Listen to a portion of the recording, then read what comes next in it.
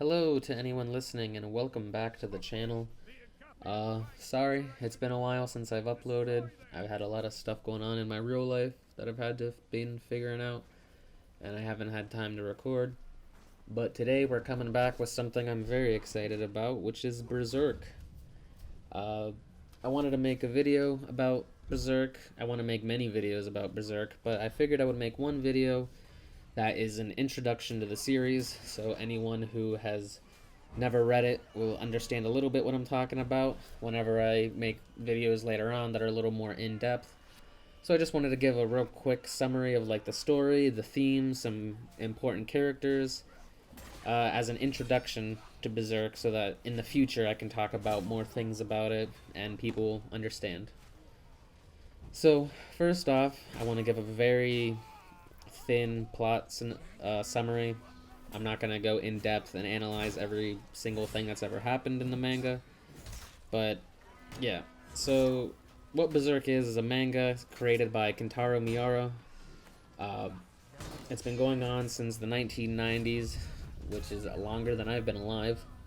So it's been going on for quite a while. And it takes place in a very medieval setting. There are monsters in the world, there are wars fought between kingdoms, and the specific kingdom we're in is Midland.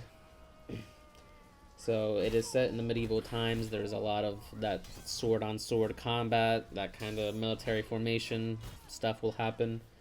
There is medieval politics in it. One of the main characters wants to become a king one day, so there's a little bit of that goes on. So yeah, that's the kind of the setting in the world that we're in, and I want to give a quick summary of the plot. So we start the story with our main character Guts being born from a corpse that's hung from a tree, and he is eventually taken in by a mercenary band, and he is raised in a mercenary family. So as he grows up, he grew up on the battlefield handing weapons to his leader of the mercenary group named Gambino. He has a lot of trauma from growing up in this mercenary group. There's a lot of not good things that happen to him and around him. Eventually, something happens where he gets kicked out, so he is left to wander by himself for a while. Eventually, we come back to Guts in his teenage years, where he is working as a mercenary in a battle. And in this battle, he proves himself well, so another mercenary group named the Band of the Hawk see him and realize his potential and want to take him in, sort of. So he eventually ends up joining this Band of the Hawk, and over many years and many battles, he really grows to find a family and friends within this mercenary group, until eventually he is sent on a mission by the leader of the group named Griffith to assassinate someone. And after this, he has a reflection on himself, and he realizes that maybe this life isn't what he really wants. So he leaves the Band of the Hawk to go search out on his own for whatever he may find.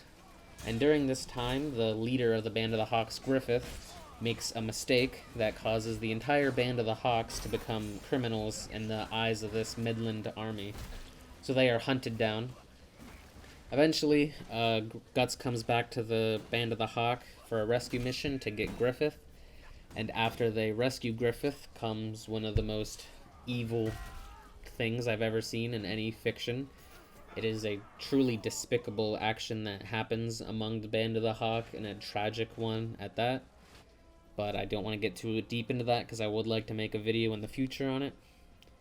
So after this tragic event, Guts is left alone, and he is searching for something. Again, I don't want to get too deep into it, but he goes out searching for something, and he eventually runs into a new group of people that he can also view as his family eventually, even though they have a bit of a rough start. And they're all working their way to a place called Elfhelm to protect a girl that Guts has been protecting the whole time named Casca. That is a rough summary of what the story has been up until right now. And Kentaro Miura actually died a year ago. He never got to finish his story, so a lot of fans were left wondering if anything else will come of it. And the studio that took over his work has said that there will be more, and they started releasing chapters recently, so that's one of the reasons I wanted to start talking about it now. I also want to go over some of the themes of Berserk so you kind of understand what we're getting into. Berserk is a very dark story. It has a lot of grim moments in it, and there's a lot of really, like, depictions of the worst kind of humanity. But I think personally that Berserk is a story about hope and overcoming your trauma through the connections that you make with friends and people over your life that can help you get through the trauma you have. I think a main point of the story is the struggle against evil in the world and within yourself as well. Guts has a lot of trauma in his life, like a lot of trauma, and it actually manifests itself in the story as a beast that he holds within himself, this beast of darkness that constantly is telling him to just give in to his darkness, but he is constantly struggling against that.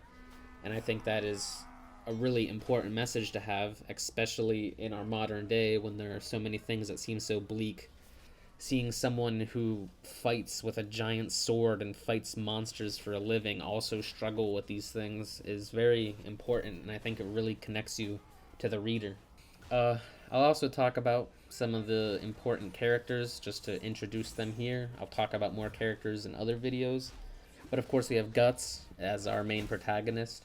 He is the most nuanced character I've ever seen, the most realistic protagonist in all of fiction. I think he is genuinely the best character in all of fiction. He, even though he is the good guy, there are many of his actions that you can see as deplorable, and does some really bad things in his life. But that's what makes him so believable, because no one is perfect. You don't be a mercenary your whole life and do good things. And there's just so much about him that makes him the perfect protagonist. Next up is Casca. She is a very important character to this story. She follows the leader of the Band of the Hawk, Griffith. She's a devout follower of him. She's his second right-hand man. But then Guts comes along, and even though Griffith is held on a pedestal above everyone else, because he is this beautiful man with a beautiful fighting style and never has lost a battle, so Griffiths is held so much higher than everyone else. And when Guts comes along, he's just a struggler like Casca feels she is.